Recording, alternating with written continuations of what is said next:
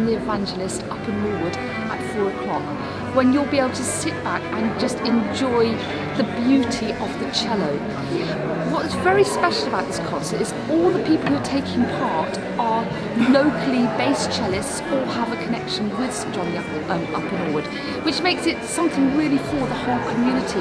And you'll hear the full range from Raphael Wallfisch, a real international cellist, right down to Kira, who's 10 years old and actually one of my pupils.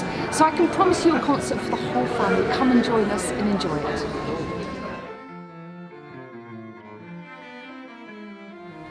Hello, my name is Sebastian Comberti. I'm Principal Cello of the London Mozart Players, and it's a huge pleasure for me to invite my lifelong friend Raphael Wallfisch, who's going to head the all-star cast on the Cellofest that takes place on the 1st of March.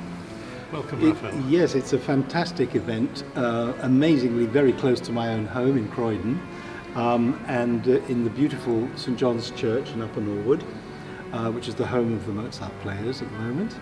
And we cellists don't need much of an excuse to get together and celebrate our wonderful instrument and the music written in different ways, sometimes with multiple cellos playing together, sometimes with a cello solo or in a smaller group.